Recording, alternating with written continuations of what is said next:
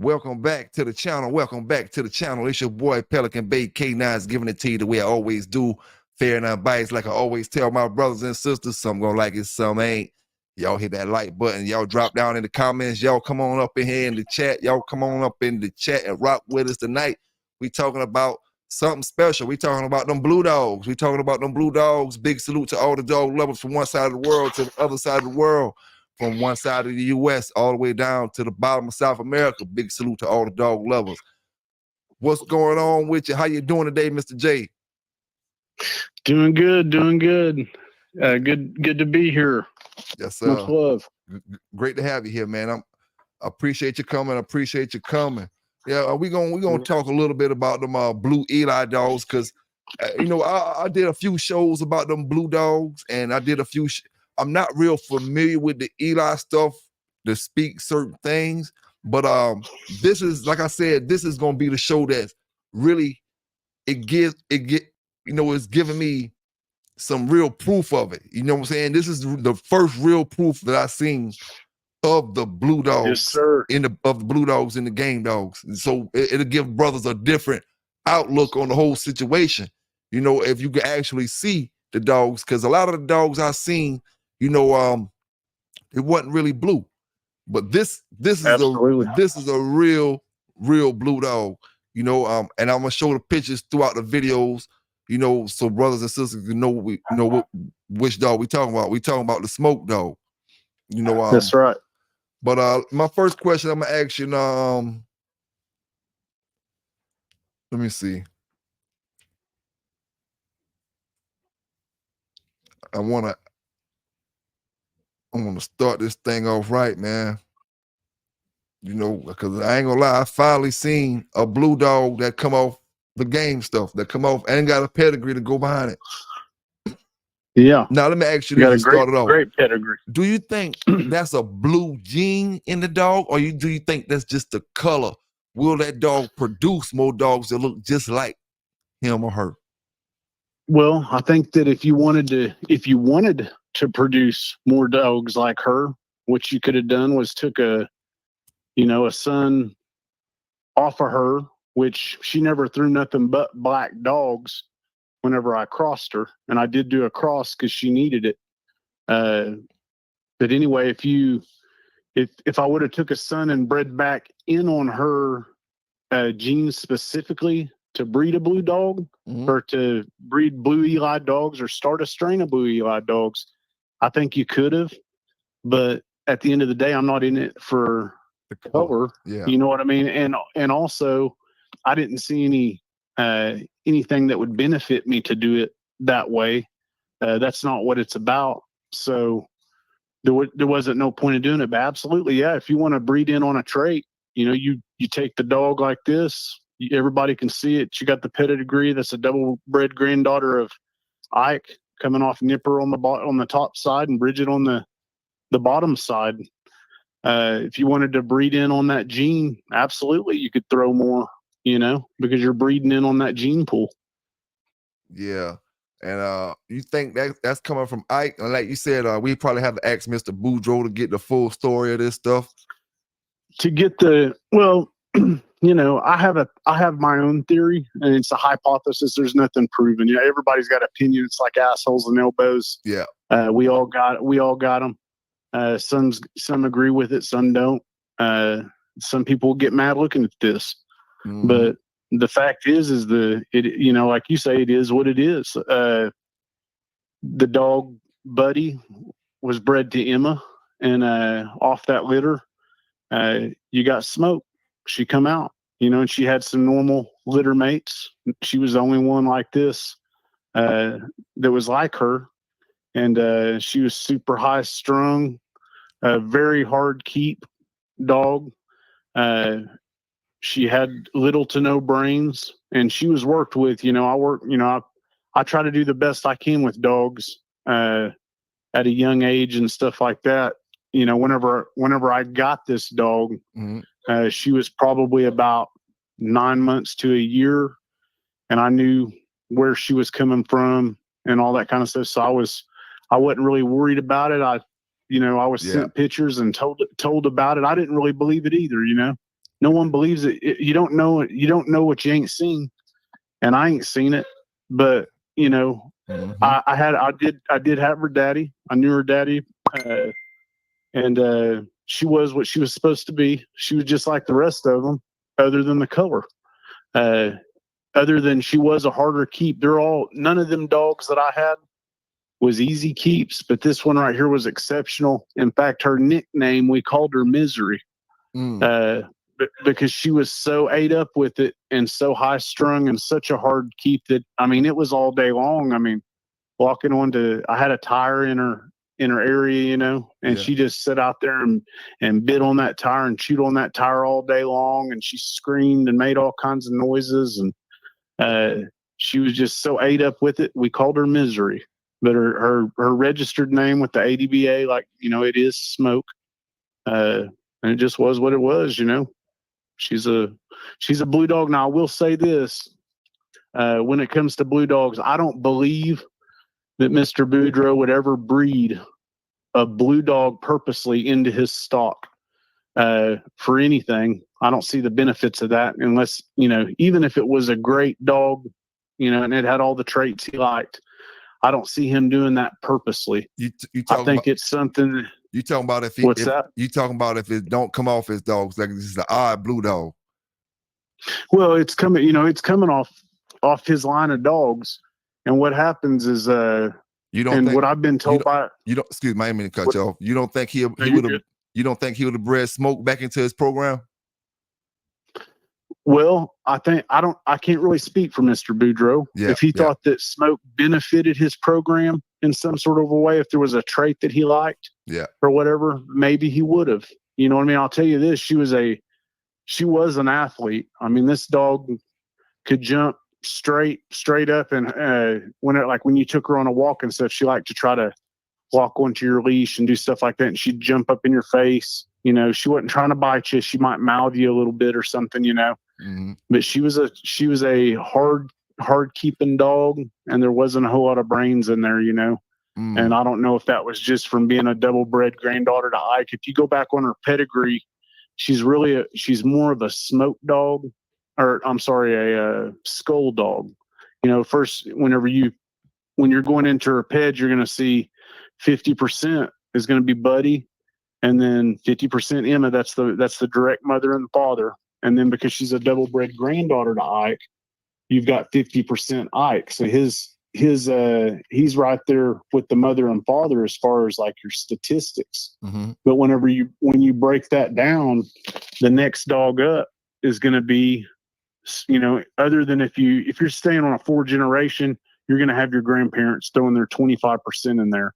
Right under those 25%, you're going to have your Skull, you know, coming in at 18,750. Now, if you take that pedigree, and this is one thing I like about the Pitbull Bible, is you can go in there and you can pull it way more than just your 4 generation pedigree to see, because there's when you're line breeding and breeding a dog over years and stuff like that, there's certain dogs that's coming from both sides of the pedigree so many times, you know. And when you go in there to that Pitbull Bible and you click on 14, you know, you put the 14 generation in there, you're going to see Smoke right underneath. Then it's going to be Walling's Bullison. You know, if you break it down to a 7, Maverick's going to be below Smoke. But she's more of a Bullison. Everybody says, like, you see Boudreaux, you think Eli, you know, but on a lot of those, if you break it out, if you look at the big picture, they're really Bullison dogs. And you got Eli Jr., all them dogs are in there, but you got more Bullison up top, you know, on the dogs. But, you know, and I'd heard it before. You know, people had told me on the Eli dogs before I had them that it could happen, and I didn't really believe it. You know what I mean? But whenever I had this one, I did believe it. And she also had some skin issues. That was part of the reason why we called her Misery. I had to really stay on top of her. That's what I was about to ask you. Could you tell us a little bit about the skin maintenance and how was it easy or was it hard? Oh, it was hard. It was like I said, this was the hardest dog I've ever had to care for that's been in my hands. And because of how she was bred so nice, you know, I probably put up with certain things that I wouldn't have allowed from other dogs. But as far as like her skin maintenance, so I would probably once a week, I would go out with the new stock and rub her down because her skin would get really dry, and you had to keep her moisturized and stuff like that. And I'd also wash her down and give her a bath once a week. Not a bath, but in the wintertime, well, you bring this dog inside and give her a bath, and I'm telling you what, she's running the walls. You really got to go in there and get a hold of her. And she didn't want to cooperate, but I did it because I knew that I had to keep her right and keep her looking healthy and stuff like that. She was a very high maintenance dog. But yeah, 99.9% of your dog guys out there on a dog like this, they probably wouldn't have tolerated what I tolerated. But like I said, I just love the dogs. That's what I'm in it for. And it's no disrespect to anybody who's breeding Eli dogs. If you ain't seen it, you probably just don't know it, or maybe you've had an outcross a little up close or something. But when you go breeding in on that black gene, I've got a theory. It's kind of interesting. But if you go back way back in the days, and of course, Daibo is going to be right there pretty close to Bullison. And whenever you go pulling them 14 generations, you're going to see even Daibos up in there. But I got a theory with these Bullison, Eli Jr. dogs, these black dogs that are coming there that's bred really tight. If you notice, and I'd sent you a pedigree of Black Brindy, Henry's Black Brindy. That's from the Henry family. And if you notice on there, it says Staffy Bull Terrier, my big black Staffy Bull Terrier. And in those times, he said black pit bulls was rare, and he looked to do lots of breeding with Black Brindy. And he called it a Staffy Bull. So when you go to today, if you go to today's Staffy Bull Terrier, and I'm talking about the English Staffy Bull Terrier, I'm not talking about American, or if you go to the Irish Staffy Bull Terrier and you look in there, whenever you're looking at their guidelines for what their dogs are supposed to be, just like the ADBA's got theirs, you'll notice that there's no red nose in there. It's not acceptable. It's not in there because it's not in there. It's black dogs. And so when those dogs are bred tight or gets recessive, in the same way that an APBT will throw a red nose most of the time, if they're not super tight bred like these dogs, you're going to get a red nose. And these dogs can throw, I've seen more chocolates. I haven't had any chocolates up front, but I've seen other lines throw a chocolate dog, which is that's recessive, and it's really black. It just goes chocolate. But whenever you're breeding in on them genes, them Staffy bulls, they'll go blue. You can go blue. You don't go red, you go blue. And maybe back in them days when Tudor was talking about his Henry family and how he loved his Henry family, back then, they called him the Pit Bull Terrier because they was made in the pit. It all came out the box. That's the history of our dogs. It's not acceptable today, but you can't deny the past. You know what I mean? You can't deny the history of the breed. It is what it is on the history of the breed. And whatever was doing it back then, that's what moved forward back in those days. For hundreds of years, it's the only breed like it, where you got those pedigrees that go back, to an extended time like that.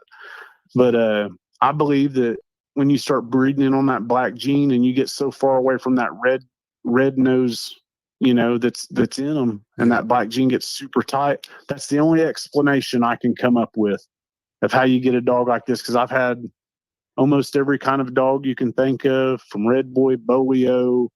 I've had, Eli, Laposse, Kobe. I've had all kinds of dogs throughout the years, and I've never had anything pop up like this dog. And it only came out of the Eli line, and it's the only other line that I've heard of similar situations where it does show its face from time to time. It's rare, you know what I mean? It doesn't happen every day. Yeah. With the Eli dogs, usually if you're going to get the anomaly, it's usually when you're breeding tight. I'm not talking about, a quarter here out or something. I'm talking about when you're breeding tight on the Eli family. It's more likely to get them ones that's colored like Niggerino or Grand Champion art, with the black face and the red body with the black tick, the black tail, black toenails. You know what I mean? you're more likely to get that type of dog. But when you ain't implemented that dog back into your program or implemented something as an out, you just keep on line breeding these black dogs generation after generation. I believe that's how this dog will show its face. And it's a real pit bull. It ain't no bully. I'll tell you, I've had all kinds of dogs, and there wasn't nothing non-pit bull about this dog other than the color that, people don't want to accept. And, you remember back in the early 2000s, it wasn't nothing to go to a show and see blue dogs. Mm-hmm. It wasn't nothing to go to a show to see blue dogs, and some of them would win a trophy. They might win the ribbon, because they had great conformation. Maybe a dog like this, they took that dog and they crossed it with something else, and they was breeding for color back then and trying to create those blue lines or gray lines or whatever they wanted to call them, and for the money or whatever. Maybe that's where them dogs come from, because they didn't really look like bullies either back then.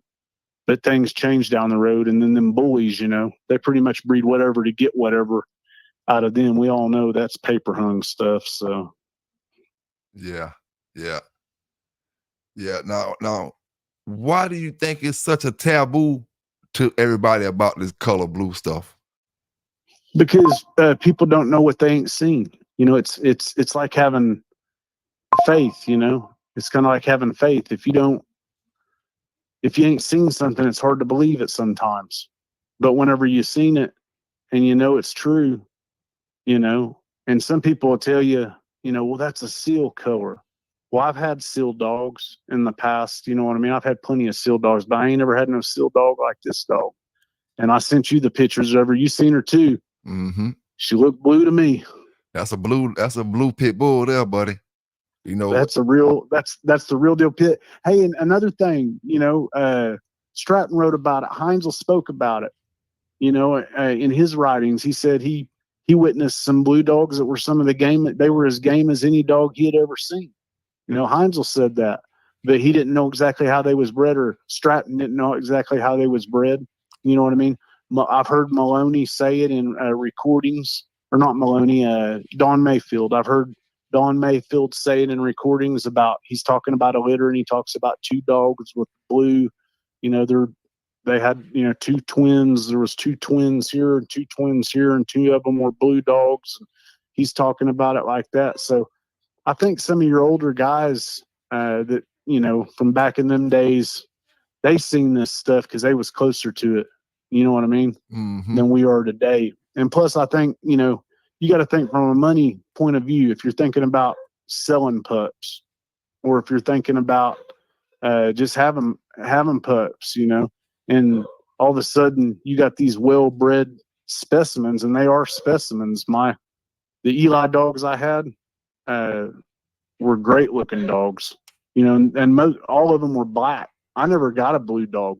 Every time when I bred this dog, all black litter. Everything I ever crossed into my Eli dogs, all I got was black dogs. I had one of them colored like Niggerino. I bred her to Buddy, all black dogs. You know what I mean? I bred my Eli dog, or Bully's dog, however you want to call it, skull bred dog, kind of like the red boy. They say, really it's Bingo. Why can't we say Bingo? Well, yeah, I guess this would be comparable. You could call it Skull. You know what I mean? Because whenever you go back to that 7th generation, you're going to see Skull stacked up in there. In the 6th generation, the further back you go, the more Skull you see. And in fact, if you go to the father, Buddy, he's 37.5 Skull. 50 is mom, 50 is dad, and 37.5 Skull. And then Emma, same way. She's going to be 50-50 and then 37.5. Now, those are half brother and sister. That's why it's a double bred granddaughter to Ike. But, it's an interesting topic. It'll probably, some people's going to, fly off the handle. Oh, I ain't got no blue dogs. I ain't got, no, you ain't seen it yet. Keep breeding them and keep breeding them tight. And I don't know how good your ped stats are. If you pull your stuff up, how tight your stuff is bred. You may have some outs in there. You may never see nothing like this. Mm-hmm. You know what I mean? And if you go back in there, you'll see whenever, like, if you really because I went in there and dissected these pedigrees to try to figure out You know, because if you think about it, if you got generation after generation after generation is breeding in on these same genes, line breeding, outcrossing, doing all this stuff, how do they do it? And so I went through there and I looked at what Mr. Boudreaux did. And whenever you go to certain dogs, you'll see, like Carver bred dogs, you'll see it's off of Bullison. You know, and that's why I'm saying these are more Bullison. Like if you go to Duhan's, I think it's Duhan's Pete. He's got a different look. He's a Carver bred dog. You know what I mean? Mm-hmm. Well, that Carver bred, so it's a lot of the same family of dogs that they all go back to the same families. So it's interesting. It's something to look at, something to think about if you ain't seen it. You know, I'm putting it out there for everybody to look at. I heard your podcast. You know, you was talking. I can't remember which one you was talking to, but we was talking. You know, I was listening in, and I thought, oh, they ain't seen it.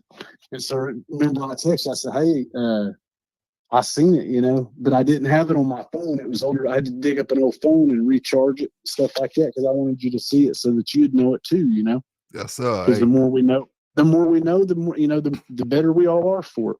Mm-hmm. You know, we just got to get stuff out in the open. But I will tell you this, Smoke, she wasn't like, if it ain't coming off a pure Eli dog, you know, pure Boudreaux, or it could even, you know, I think Cardenas and all them, I think they crossed some more, you know, some other, they did some different type of out crosses, maybe put some bullet in there back there somewhere more along the ways, or a little bit, they're bred a little bit different.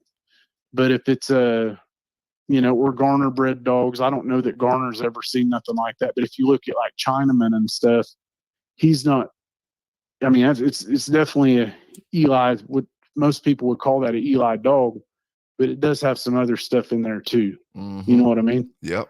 So I think you got to get really tight on that black gene, and maybe if you just breed in on that black gene heavy enough, maybe it don't have nothing to do with the Eli dog. Maybe it's black dogs. Maybe you breed 7, 10, 14 generations of primarily black dogs, and you get so far away from the red gene that instead of throwing the red-nosed dog, which is recessive, you know, if you breed 2 red dogs together, you're not going to get a black-nosed dog. You can breed 2 black-nosed dogs together and get a red dog. Yeah. You know what I mean? Usually usually when that happens, it'll be like a black dog and a buckskin dog or something. You know what I'm saying? Yeah. You can do that. But you ain't going to breed 2 red nose together and get no black nose. You know what I mean? So, but you can get 2 black nose dogs together and throw a red nose, or you can breed 2 black dogs together if it's tight enough and it's bred in on enough, and you can get a blue dog. And it's right there in front of everybody. You can look at it. Those that seen that dog on my yard, I'm sure there's somebody out there listening that's probably witnessed that dog. She was different. But everybody who saw her, nobody thought anything less of her. They thought that was definitely a real pit bull. Nobody second guessed her. That was for sure. Hey, as soon as I looked at them pictures, I knew that was a real pit bull, and I knew it wasn't black; it was blue, a real blue dog. Yeah, you know. Yeah, and if you really look at her nose, her nose is almost so blue that it's black. They're different than she's a little bit different than if you just go take a blue bully or one of these crossed up dogs that are blue dogs, you know what I mean? American Staffordshire blue dog, put it that way, or something like that. When you look at them, they have a different look. Like even their color's a little bit different, but it ain't seal. You know, a lot of people say, oh, that's a seal dog. Because, you know, some of them seal dogs, whenever they look just right, some of them have a little bit of a bluish tint to them, but they ain't like smoke. They're not like smoke. You know what I mean? And I've had lots of them seal dogs over the years. Some of them more than others have a little bit more of a tint to them. But Smoke's the only one I ever seen like that I had like that. And like I said, we called her Misery because she was completely ate up with it. She was the hardest keep I ever had. Yeah, man, I'm glad you told us about that because, like I said, this is, to me, I know I've been checking the videos and the different information and stuff out, and you always hear the old schoolers talk about the blue dogs or the seal dogs, silver color dogs, but you never really seen you never seen no pictures of them. Now, this is different right here. You know, you got the picture and you got the pedigree right here for the brothers and sisters to look at. you know, and you got Yeah. different pictures of the dog from different angles, and this is a blue dog, you know. Yeah. Now, to finish this off, you know, let me ask you one question. Now that you've seen that blue, that you produced, even though you've seen that blue that you produced, would you feel comfortable going to somebody's yard and they got a yard full of that, being that you know how hard it was to get that one that you got? How would you feel? Would you question that, or would you feel funny about it, or what? Even though you Well, know, I'd probably the blue legit dog, you know it's legit, straight, Yeah. you know, Absolutely. but you also know If it's I hard to walked up, get. yeah, I know. So, if I walked up on a yard where they had a yard full of smokes, Yeah. I'd say this guy's breeding for color. Okay. You know, I would say he's honed in on it, and that's what his program's about. And he's trying to do something different or separate himself from everybody else. And he's trying to make. But I'll tell you this: I call it PBH. You get you a yard full of smokes, and you ain't gonna be in pit bull heaven. You're gonna be in pit bull hell.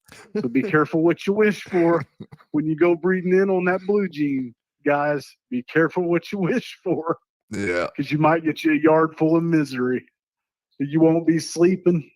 You'll be hearing her. She'll be out there. She would scream. She'd scream in the nighttime. You know, just blood. You know, and I live out in the country, so I don't have to worry about neighbors in it. But she'd be out there screaming, ranting, and raving, making all kinds of crazy sounds. And I'd go out there and tell her to shut up, and she didn't listen. You know what I mean? There wasn't no shutting her up. All you could do is give her a new toy, and she'd tear that up. You go out there and give her a Kong ball or something, she'd have it ripped shreds the next day. You know, they were about $25 a pop back then. And, or not Kong ball, them big old Jolly balls. You know what I'm talking about? Mm-hmm. I used to give her those, and she'd sit out there and bite and slobber on them, you know, and she didn't even hardly have much teeth. You know what I mean? But, and I'll tell you another thing, like, you know, I use cement water bowls. You know, I make them, put the little deal in there, and all my dogs, I use those so they don't flip them over. And I switch the water out daily, stuff like that. Mm-hmm. So with this dog, she wanted to get all up in there and get it all dirty. You'd go out there and do it. So what I had to do is get me a big old wheel, you know, that I could fit over the top of that, where that wheel was sitting on top of it, and she'd have to stick her head down there to drink out of it so that she wouldn't flop all in her water and get it all crazy, and she couldn't move that hub. It was a hub off of like a semi, you know what I mean? Mm-hmm. And I had it raised up, and I'd have to go out there and take her out. You know, if I kept her on a chain, she'd run herself ragged. She'd run circles nonstop, and you couldn't keep weight on her. So what I did was I had a nice little kennel set up for her. I had the hub in there for her water, and I fed her in there, and she was happier in there. And I had a top on it where she couldn't jump out, because this dog could, if she wanted to, if you didn't have a top on it, she could jump like a dead gum deer. She just had that springy athletic build. But anyway, yeah, if you do get that dog and you decide to breed in on it because you want a yard full of it, maybe you get a nice one. Maybe she ain't wired like Smoke. Yeah. But if you get one like Smoke, be careful what you wish for, because like I said, it ain't going to be PBH, Pitbull heaven. It's going to be Pitbull hell, and you're going to lose a lot of sleep. And these dogs are going to be putting too much stress on you. I feel you on that. Definitely feel you on that. Dang. Yep. I bet you, man. I bet you, because I like the pictures that I'm showing these brothers and sisters up here right now. But I bet you in person that was a pretty, when the skin was looking good, you know, I bet you she was a pretty dog. Well, she had the body of a confirmation show dog to me, what I would call a confirmation show dog. I mean, all them dogs do. Them Boudreaux bred dogs, the body, the phenotype, I mean, they have a beautiful build to them. You know, they're tall, rangy. You know, they're everything you want as far as looks. They're beautiful. You know what I mean? But I'll tell you this: I did a litter out of out of my stud dog buddy, I had one out of him bred to another Boudreaux bred bitch. And I had a litter of like 8. I think one of them might have died during birth or something, came out and was the weak one. You know, you usually always get one of them like that. But anyway, I had a litter of 8 of these suckers, and I said, I'm gonna raise every one of these, you know, because I was in love with this dog buddy, and I still was. I ended up losing him to a yard accident. And that stuff happens, you know what I mean? That's why it's so important that your hardware, whatever you got your dogs on, everything's held up. You got to stay on top of that stuff. It happens. He got off, and he didn't have no teeth himself. He was a great dog. Most of the time he stayed in the house with me. He was a great dog. Like his personality and stuff, I loved him. But he got loose. I was gone. I went to a little get together or whatever, and I came home, and I had a kennel, and he was in it, and he was usually really good about it. You know, I kept him in the house most of the time, and the door was open. And I looked over there and I said, what's going on? My dog's not in there. You know, I thought somebody stole my dog. So I went looking around, you know, looking for evidence, and I found him over in his son's chain spot.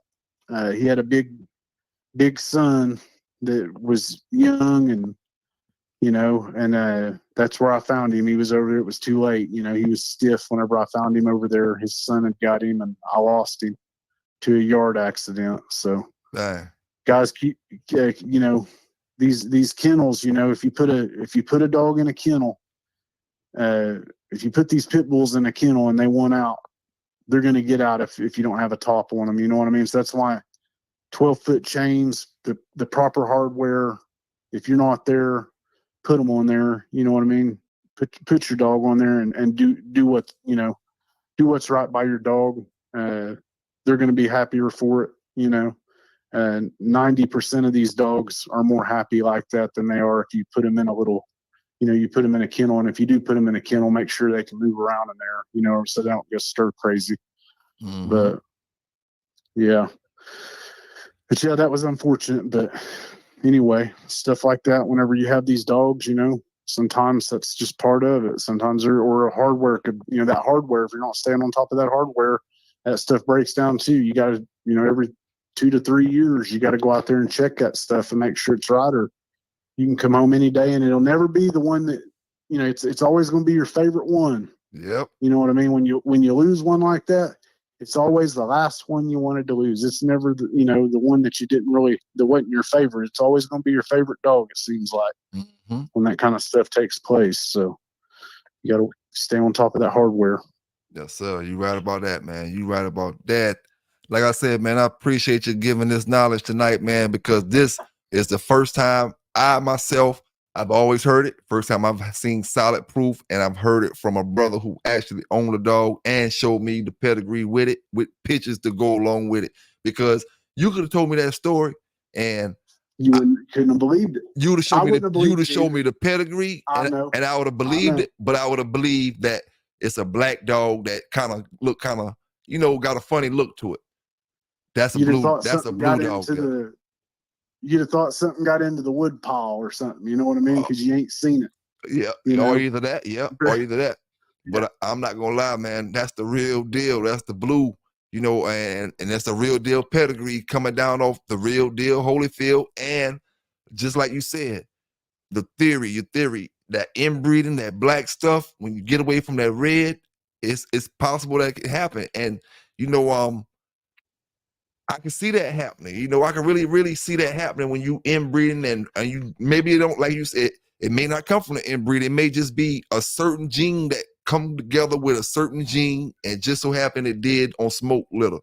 You know, and you know, and when you get it, like you said, it may not be a good thing all the time. It may be a dog it may not be a crazy dog, but it may be a dog that have a lot of skin problems or something. Or, you know, it just may not be just your average dog that just sit there and look pretty. It's a genetic flaw, you know. Yeah. It's a genetic flaw. You know what I mean? It's not, like I say, it's not a trait you want to breed for. But one thing I will tell you about that theory with them Staffy Bull Terriers, and I'm not talking about an American Staffordshire Terrier. I'm not talking about an American Staffordshire or an English Stafford. I'm talking about the English Staffy Bull Terrier. When you look at, if you can go in there today and go in there and look at, you know, just like the pit bull, they say it needs to weigh this, it needs to have this look, it needs to have the ribs showing, whatever. They got their phenotype of, and you know, and what the colors of the dog, what they're supposed to be. And red ain't in the gene pool, guys. It's not in there. That it's a black nosed dog, and whenever it gets bred too tight, whenever it goes recessive, you're going to get a blue, and it's a little bit different. You can look them up. It's a little bit different than your American blue dogs, you know, where you see where people's cross different stuff and or bred for color, and then big heads and all that crazy stuff they do these days to the dogs. But yeah, do your research, and that's my theory. I've never ran that by Mr. Boudreaux or anything. I'd like to. I'd like to call him and just at least ask him about it and get his take on it, because I'm sure if anybody's going to answer that question to the best and give you the 100% where it's coming from and stuff like that, Floyd's your guy, because he's had them dogs for so long and he's done so much for the breed. And as a dog guy, you know, I mean, he's just a great guy and done a lot for the breed. I don't think anyone's done more for the breed than Mr. Floyd Boudreaux. So big shout out to Mr. Boudreaux. Yes, sir. Big shout out to Mr. Boudreaux. Big shout out to everybody that's carrying on Mr. Boudreaux line, breeding them the right way, doing the right things with these dogs. And like I said, I appreciate you rocking with me tonight, my brother. Appreciate you giving these brothers the facts when it comes to these blue dogs, or at least when it comes to blue color coming out your dogs, my brothers, with these so-called with the game dogs, you know, because we like I said, we got that taboo on the blue color, but we just got to bring some knowledge, because knowledge is power. So don't be afraid of the blue dog when you see it come out your dogs, just in case it come out your dogs. You know, it just, like you said, it could be it's in the genes, man. It's in the genes, and it's definitely possible, because we giving it to you today. You know, if you never believed it, if you never heard it, I mean, you heard it before, but if you never believed it, and no matter what any magazine or sport dog journal ever told you, never believed it, because you never seen a color picture. You always seen anything in black and white, or you just didn't see it at all. You know, this is a color picture coming from the brother that had the dog, and it's a pedigree behind it, and the pedigree matches. The pedigree matches what, you know, what you saying. 100%. So y'all stay safe out there. Y'all stay legal out there. And remember where you got it first. PBK9's Dog TV, Dog News, Dog Talk. And we out.